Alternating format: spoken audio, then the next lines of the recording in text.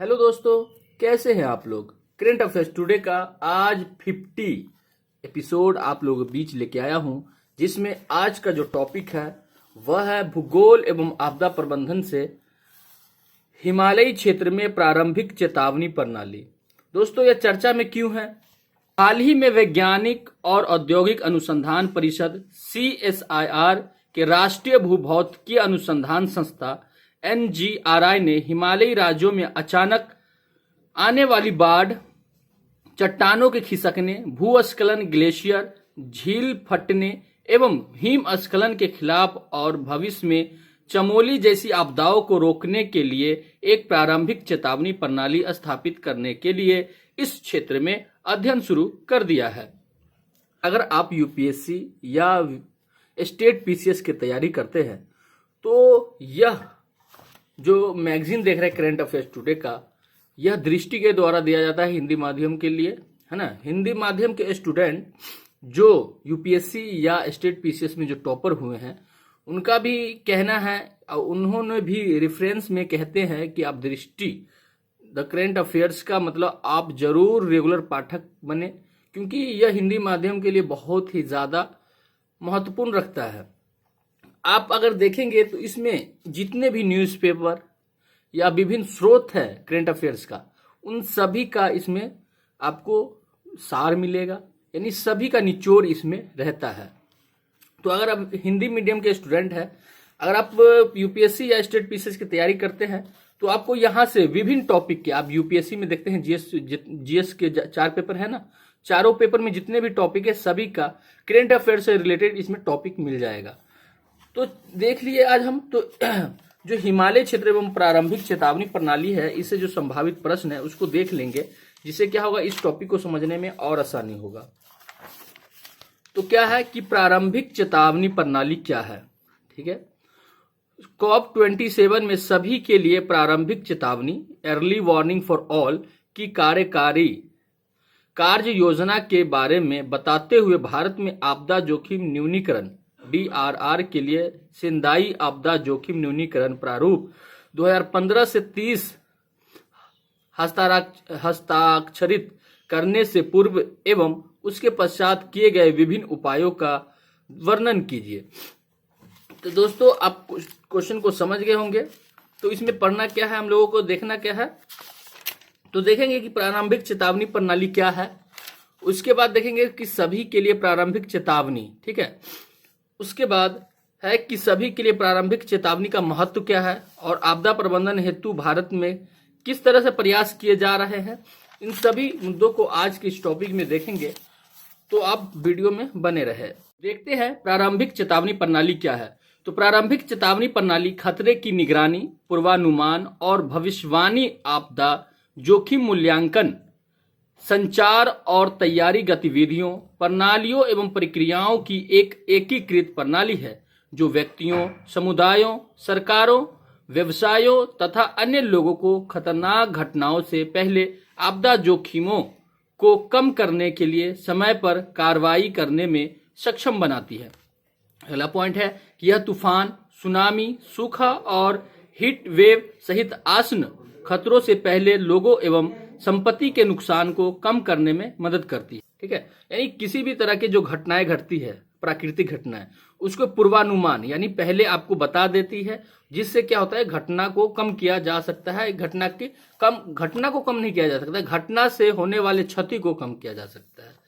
तो इस तरह से क्या प्रभाव पड़ते हैं, ये सभी बातों को आज की वीडियो में देखेंगे।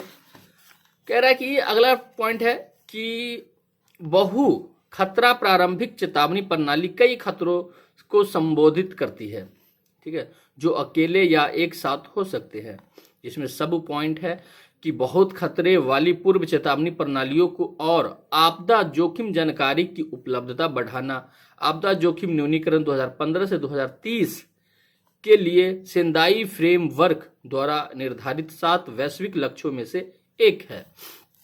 उसके बाद है कि सभी के लिए प्रारंभिक चेतावनी, ठीक है, अर्ली वार्निंग फॉर ऑल। तो क्या है, तो इसमें पहला पॉइंट है कि विश्व मौसम विज्ञान संगठन WMO ने जलवायु परिवर्तन पर संयुक्त राष्ट्र फ्रेमवर्क कन्वेंशन के लिए पार्टियों के 27वें सम्मेलन COP27। अगर COP27 के बारे में जानना चाहते हैं तो आप मेरे पिछले वीडियो एपिसोड में जाके देख सकते हैं कि मैंने COP27 के बारे में समझा रखा है। ठीक है, मैं एक बैठक के दौरान सभी के लिए प्रारंभिक चेतावनी अर्ली वार्निंग फॉर ऑल के कार्यकारी कार्य योजना जारी की है, जिसमें अगला पॉइंट है कि विश्व मौसम विज्ञान संगठन WMO द्वारा वर्ष 2023 से 2027 के लिए कार्यकारी कार्रवाई सार्वभौमिक आपदा जोखिम ज्ञान को आगे बढ़ाने के लिए प्रमुख क्षेत्रों की पहचान करती है और इसे प्राप्त करने के लिए आवश्यक प्राथमिक कार्यों की रूपरेखा तैयार करती है, जिसमें सब पॉइंट है कि यह 5 वर्षों के भीतर प्रत्येक व्यक्ति को पूर्व चेतावनी प्रणाली यानी EWS द्वारा सुरक्षा सुनिश्चित करने के संयुक्त राष्ट्र के लक्ष्य को प्राप्त करने के लिए आवश्यक कार्रवाई प्रदान करता है। उसके बाद अगला सब पॉइंट है कि EWS तूफान, सुनामी आदि सहित आने वाले खतरों से पहले लोगों को होने वाले नुकसान और संपत्ति की क्षति को कम करता है। उसके बाद अगला पॉइंट है कि आपदा जोखिम न्यूनीकरण के लिए सेंडाई फ्रेमवर्क पर निर्माण कार्य योजना में वर्ष 2023 और वर्ष 2027 के बीच 4 multi hazard early warning systems MHEWS स्तंभों को आगे बढ़ाने के लिए 3.1 बिलियन अमेरिकी डॉलर के लक्षित निवेश की आवश्यकता है, जिसमें सब पॉइंट है कि आपदा जोखिम ज्ञान। ठीक है, डिजास्टर रिस्क नॉलेज क्या है? तो व्यवस्थित रूप से डेटा एकत्र करना और खतरों एवं कमजोरियों पर जोखिम मूल्यांकन करना। अगला सब पॉइंट है कि अवलोकन और पूर्वानुमान ऑब्जर्वेशन एंड फॉरकास्टिंग है ना, फॉरकास्टिंग। खतरे की निगरानी और पूर्व चेतावनी सेवाएं विकसित करना। अगला सब पॉइंट है कि तैयारी और प्रतिक्रिया। ठीक है, तो राष्ट्रीय और सामुदायिक प्रतिक्रिया क्षमताओं का निर्माण करना। ये सब कहाँ है? इसमें हम लोग किसमें देख रहे हैं? सभी के लिए प्रारंभिक चेतावनी में जो योजनाएं हैं ये सभी के बारे में देख रहे हैं। तो प्रारंभिक चेतावनियों का संचार, ठीक है, अगला है, जिसमें क्या है, जोखिम की जानकारी को संप्रेषित करना ताकि यह उन सभी तक पहुंचे जिन्हें इसकी आवश्यकता है और समझ योग्य एवं प्रयोग करने योग्य है। चुनौतियां क्या क्या आ सकती है? तो प्रारंभिक चेतावनी प्रणाली अभी भी वैश्विक आबादी के 33% तक नहीं पहुंच पाई है। मुख्य रूप से सबसे कम विकसित देश और छोटे द्वीप विकासशील राज्यों में। अफ्रीका में लगभग 60% लोग के पास इसका कवरेज नहीं है। उसके बाद अगला पॉइंट देखते हैं कि वित्तीय समाधान जलवायु जोखिम प्रारंभिक चेतावनी प्रणाली पहल है ना।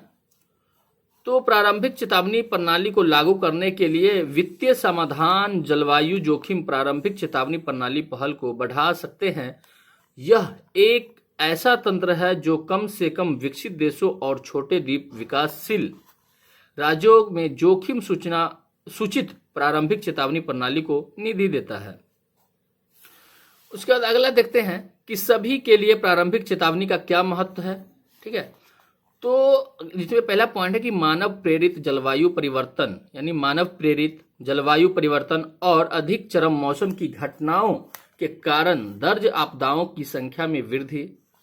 विकासशील देशों में इस तरह की प्रणालियों पर सिर्फ $800 मिलियन खर्च करने के रूप में आर्थिक लाभ प्रदान करने से प्रति वर्ष 3 से 16 बिलियन के नुकसान से बचा जा सकेगा।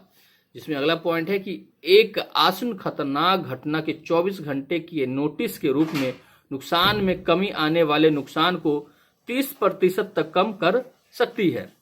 अगला पॉइंट है कि विश्व स्तर पर आधे देश MHEWS द्वारा संरक्षित नहीं है। विकासशील देशों के लिए कवरेज और भी खराब है। उसके बाद है कि आपदा प्रबंधन हेतु भारत के क्या प्रयास है। ठीक है, तो भारत ने सभी प्रकार की आपदाओं की न्यूनीकरण के संदर्भ में तेजी से कार्य किया है तथा आपदा प्रतिक्रिया के लिए समर्पित विश्व के सबसे बड़े बल राष्ट्रीय आपदा प्रतिक्रिया बल एनडीआरएफ की स्थापना के साथ सभी प्रकार की आपदाओं की स्थिति में तेजी से प्रतिक्रिया की है। इसमें अगला पॉइंट है कि एनडीएमए की स्थापना भारत के प्रधानमंत्री की अध्यक्षता में राष्ट्रीय आपदा प्रबंधन प्राधिकरण एनडीएमए भारत में आपदा प्रबंधन के लिए शीर्ष निकाय है। आपदा प्रबंधन अधिनियम 2005 द्वारा एनडीएमए की स्थापना और राज्य एवं जिला स्तरों पर संस्थागत तंत्र हेतु सक्षम वातावरण का निर्माण अनिवार्य है। उसके बाद अगला पॉइंट देखते हैं कि क्षेत्रीय आपदा तैयारियों में योगदान। तो बिम्स्टेक के संदर्भ में भारत ने आपदा प्रबंधन अभ्यासों की मेजबानी की है, जो एनडीआरएफ को साझेदार राज्यों के समक्षों को विभिन्न आपदाओं का सामना करने के लिए विकसित तकनीकों का प्रदर्शन करने की अनुमति देता है। अगला पॉइंट है कि जलवायु परिवर्तन से संबंधित आपदा का प्रबंधन। भारत ने आपदा जोखिम न्यूनीकरण डीआरआर, सतत विकास लक्ष्यों एसडीजीएस और जलवायु परिवर्तन पर पेरिस समझौते के लिए सेंदाई फ्रेमवर्क को अपनाया है, जो सभी डीआरआर, जलवायु परिवर्तन अनुकूल सीसीए एवं सतत विकास के बीच संबंधों को स्पष्ट करते हैं। तो दोस्तों ये टॉपिक कंप्लीट हुआ। दोस्तों कह रहे होंगे कि समझाते क्यों नहीं, समझाना क्या है कि आप लोग तो यूपीएससी और स्टेट पीएससी की तैयारी करते हैं, तो आप लोग खुद इसका एनालाइज करें। ये शब्द आप तक नहीं पहुंच पाता था, ये टॉपिक आप तक नहीं पहुंच पाता था, तो हम वीडियो के माध्यम से आप तक पहुंचाने की कोशिश कर रहे हैं। तो दोस्तों ऐसे भी समझाएंगे तो ज़्यादा वीडियो लंबा हो जाएगा, जिससे आप लोग भी नहीं देख पाएंगे।